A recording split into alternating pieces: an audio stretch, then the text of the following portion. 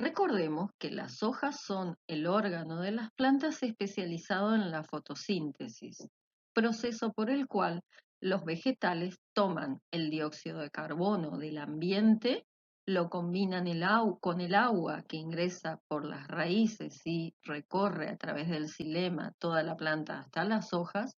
La combinación del dióxido de carbono con el agua en presencia de la luz solar en organelas denominadas cloroplastos, fabrica azúcares en forma de glucosa y como producto de desecho se produce oxígeno, el cual es liberado al ambiente. Todo el proceso fotosintético se realiza en las hojas principalmente, además de en tallos jóvenes, por los cuales las hojas son órganos aplanados que están preparados anatómicamente para realizar este proceso. Una estructura o diagrama tridimensional de las láminas foliares nos muestra que éstas tienen una cara superior denominada haz o epidermis adaxial, una cara inferior, que es el embés, cubierta por la epidermis abaxial. Todos los tejidos que se encuentran entre estas dos epidermis constituyen el área o zona denominada mesófilo.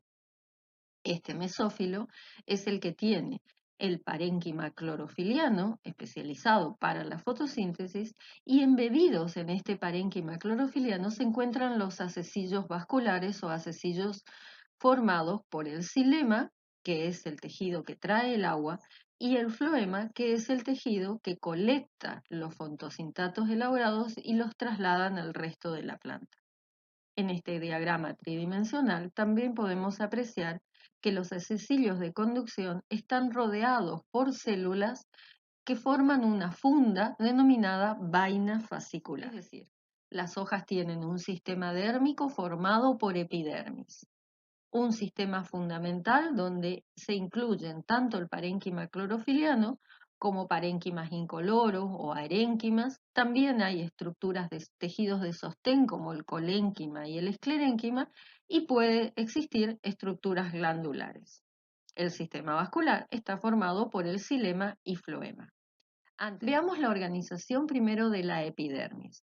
Normalmente esta está formada por una sola capa de célula, como vemos en el corte transversal de una hoja de poroto. La epidermis superior se denomina adaxial y la inferior abaxial. En general, los estomas, que son estas estructuras de la epidermis que permiten el intercambio gaseoso, se encuentran en la epidermis inferior, razón por la cual estas hojas se denominan hipoestomáticas. En general, las hojas que están horizontalmente dispuestas, es decir, los rayos solares inciden en la epidermis adaxial, tienen los estomas en la cara inferior, de modo de no ser impactados directamente por los rayos solares y poder estar abiertos para realizar el intercambio gaseoso. Puede ocurrir también que los estomas estén en ambas epidermis, en cuyo caso la hoja se llama anfiestomática. Otra característica es cómo están los estomas en relación a las restantes células epidérmicas propiamente dichas. En la mayoría de las plantas mesófitas, es decir, aquellas que viven en ambientes medios de agua y de temperatura, los estomas se encuentran al mismo nivel de la epidermis, como vemos, por ejemplo, en la hoja de yerba. Ocasionalmente encontramos plantas como las del género Ficus, en el cual no hay una sola capa en la epidermis, sino que esta es pluriestratificada, es decir, ha sido formada por varias capas de células. Esta epidermis múltiple forma un tejido bastante importante en el espesor de la lámina en estos gomeros. Veamos ahora la distribución del mesófilo, es decir, cómo se organiza el parénquima clorofiliano entre estas dos epidermis. Aquí podremos distinguir un mesófilo donde todas las células son iguales en forma o en tamaño, y hablaremos de un mesófilo homogéneo, o donde hay distintos tipos de capas, y entonces hablamos de un mesófilo heterogéneo, con todas las variantes que iremos viendo a continuación. Aquí tenemos dos fotografías, una correspondiente a las hojas del sauce, denominado Salix, el género, o del eucalipto, cuyo mesófilo, es decir, el parénquima clorofiliano que está entre las dos epidermis, es homogéneo, es decir, todas sus células tienen la misma organización en términos de tamaño y de forma. En estos casos, en general, las hojas son anfiestomáticas, es decir, con estomas en ambas epidermis. Coincide usualmente con plantas que tienen hojas péndulas, como es el caso de estos dos ejemplos que estamos mostrando aquí.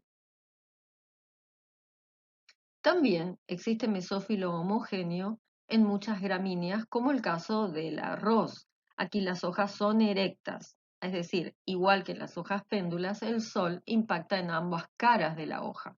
Y podemos ver que el mesófilo está formado por un parénquima clorofiliano homogéneo. Hablamos de un parénquima o mesófilo heterogéneo cuando el clorénquima diferencia sus células de dos maneras. Hay células que están alargadas, dispuestas perpendicularmente a la superficie y se llama parénquima clorofiliano en empalizada. También hay un segundo tipo de parénquima clorofiliano, cuyas células son de manera irregular o lobuladas y dejan gran cantidad de espacios intercelulares. Este se llama parénquima clorofiliano lagunoso. De acuerdo a la distribución de estos dos parénquimas en el mesófilo, tendremos distintos tipos de anatomía foliar.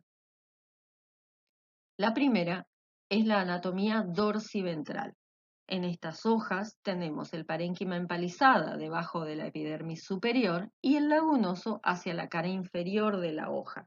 En general, estas plantas tienen hojas hipoestomáticas, es decir, el dióxido de carbono ingresa por los estomas en la cara inferior, puede trasladarse fácilmente por los grandes espacios intercelulares y ponerse en contacto con todas las células del clorénquima, ¿sí? Inclusive, obviamente, llegar hasta las células del parénquima clorofiliano.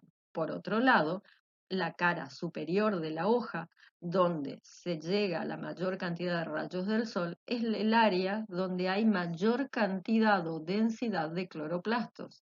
Es decir, una zona de la hoja, la cara superior, está especializada en la mayor parte de la fotosíntesis, en tanto que la cara inferior no solo realiza fotosíntesis, sino que tiene gran cantidad de espacios intercelulares que favorecen la difusión del dióxido de carbono y del oxígeno. Vemos aquí tres ejemplos de tres plantas que muestran la variación del mesófilo dorsiventral, es decir, este puede ser mayor espesor en la empalizada, varias capas o mayor desarrollo del parénquima clorofiliano. Estas son características genéticas de cada especie. Ahora, cuando debajo de ambas epidermis hay parénquima empalizada y el parénquima lagunoso se encuentra en una zona central, hablamos de un mesófilo isobilateral, como encontramos aquí en la hoja de olivo. La organización de la vena media. Esta zona de la hoja normalmente es más gruesa, inclusive puede tener prominencias hacia la cara inferior, formando verdaderas costillas. La vena media puede tener diversas formas. Puede ser un solo gran haz vascular, cuya forma es típica de la especie. En esta zona normalmente también hay tejidos de sostén que en general pueden ser fibras que rodean al haz vascular o inclusive colénquima que se extiende desde las epidermis hasta el acecillo. Todas estas venas se encuentran rodeadas por vainas. También pueden tener esas vainas con extensiones que llegan a una o ambas epidermis. Dichas extensiones cumplen diversas funciones. Según algunos autores, pueden facilitar la conducción de agua. En el caso de ser extensiones formadas por células de paredes gruesas, vendrán a representar un rol mecánico, es decir, una protección de la hoja. Aquí vemos una parte de una hoja en el cual el acecillo de conducción está rodeado por una vaina de células esclerenquimáticas, fibras, que se extiende hasta la epidermis superior y una segunda vaina formada por células de contenido tanífero.